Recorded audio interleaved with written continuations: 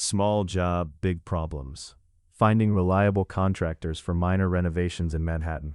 A homeowner's honest account of what it actually takes to get a powder room updated on the Upper East Side. Last spring, I made the mistake of assuming a powder room renovation would be simple.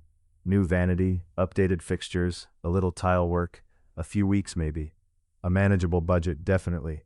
What followed was 6 months of unanswered estimates, no-show appointments, and the slow realization that in New York City, small renovation projects sit in a strange, frustrating blind spot in the market.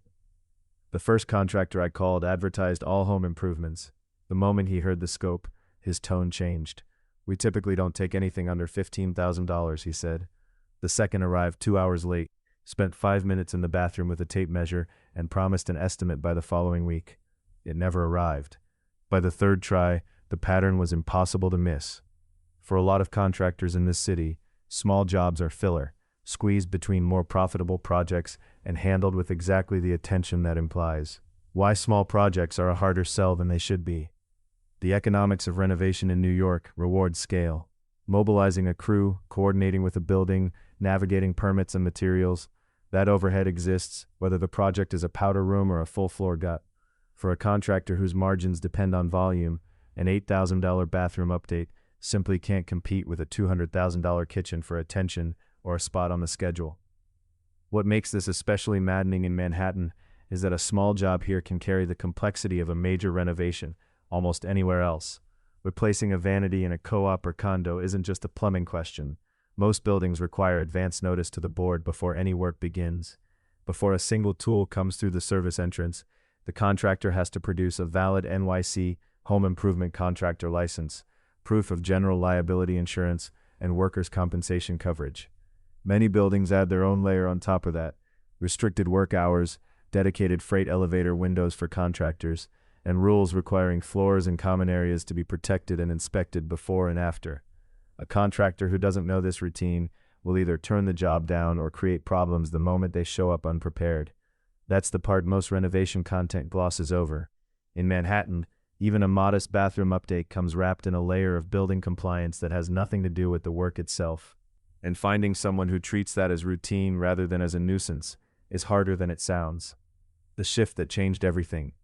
The breakthrough came when I stopped hunting for large firms that might tolerate a small job and started looking for contractors who had built their business around them.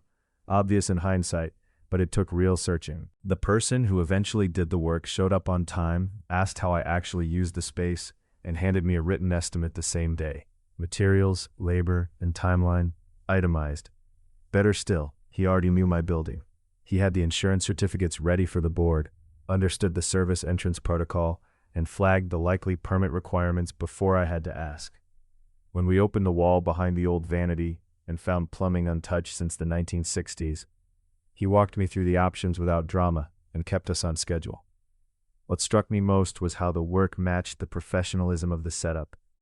The crew coordinated easily with my designer, and they understood that a small room demands careful planning precisely because there's no margin for error.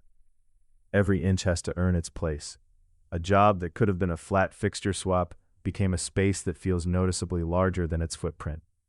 And throughout, they worked the way you'd want anyone working in an occupied home to work. Floors covered, dust contained, the apartment left clean at the end of each day. The finished room is unrecognizable in the best possible way. More than that, the process was what it should have been from the start: professional, transparent, and proportionate to the job. What to look for before you hire anyone? The contractors who do small Manhattan renovations well tend to share a few traits. They specialize in, or at least genuinely prioritize, projects at this scale, rather than treating them as low-priority filler. They know co-op and condo requirements and can show it early in the conversation. And they document everything from the start, not because you pushed, but because that's how they work. Before you sign with any contractor in New York City, regardless of project size, the paperwork is non-negotiable. A written scope of work describing exactly what will be done, a detailed estimate that locks in pricing for both labor and materials, proof of a valid NYC home improvement contractor license, which is required by law for any renovation work over $200, whatever the trade, certificates of general liability insurance and workers' compensation, a timeline with defined milestones, and warranty terms covering both the work and the materials. In a co-op or condo, add one more: confirmation that the contractor has read your building's alteration agreement and knows what the board needs before work starts. This is where small jobs quietly go wrong. Even a vanity swap or a tile job usually triggers board notification and a demand for the contractor's license and insurance certificates, a real barrier, and the exact point where an unprepared contractor gets stopped at the front desk. Someone who treats that process as your problem to solve is someone who will cost you time and goodwill with your building. A written contract protects you from surprise charges, quiet material downgrades, and the particular New York phenomenon of a contractor who vanishes mid-project the moment a bigger job appears. Even a single page covering scope, cost, timeline, and cleanup is worth more than any verbal assurance, however confident it sounded at the time. Patience is worth it. Small renovations in Manhattan are harder to staff correctly than they have any right to be. The pool of contractors willing to take them is thin, the compliance requirements are real, and the window for things to go sideways is surprisingly wide for a project that looks modest on paper. But the contractors who have genuinely built their practice around this kind of work do exist, and when you find one, the difference is immediate. My powder room took longer to start than it should have. The result and the process of getting there was everything I'd wanted from the beginning. That's no small thing when you're living in the space being renovated and have to keep living in it the whole way through.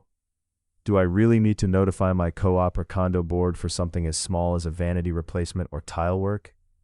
In most Manhattan co-ops and condos, yes. Even minor work that touches plumbing, tile, or any building system usually requires advance board notification and contractor approval. Most buildings will ask for the contractor's license, proof of liability insurance, and workers' compensation certificates before work begins, and some require a signed alteration agreement regardless of scope. Review your building's specific requirements before hiring anyone. A contractor who turns up without the right paperwork won't get past the front desk. Does a contractor in New York City need a license for small jobs? Yes. Under New York City law, any contractor performing home improvement work valued at $200 or more must hold a valid home improvement contractor license from the Department of Consumer and Worker Protection. This applies to every type of work, with no exception for small jobs. Always verify the license before signing anything. The DCWP database is publicly searchable. Why do so many contractors turn down small renovation projects? The overhead of mobilizing a crew, coordinating with a building, and managing materials exists, whether the job is $5,000 or $150,000. For contractors whose model depends on high-volume, large projects, small jobs simply don't pencil out the same way. The ones who do small work well have usually built their business around it, with systems and pricing that make it worthwhile at that scale. What's the minimum paperwork I should have before any contractor starts? A written estimate itemizing scope, materials, and cost. A signed contract or scope of work document. Proof of a valid NYC home improvement contractor license. General liability and workers' compensation certificates, a project timeline, and warranty terms for both labor and materials. If you're in a co-op or condo, add confirmation that the contractor has reviewed your building's requirements and is ready to meet them. How do I find a contractor who actually specializes in small renovations rather than just tolerating them? Ask directly how much of their work falls in the range you're describing. Ask for references from projects of similar scope, specifically in co-op or condo buildings, if that's your situation.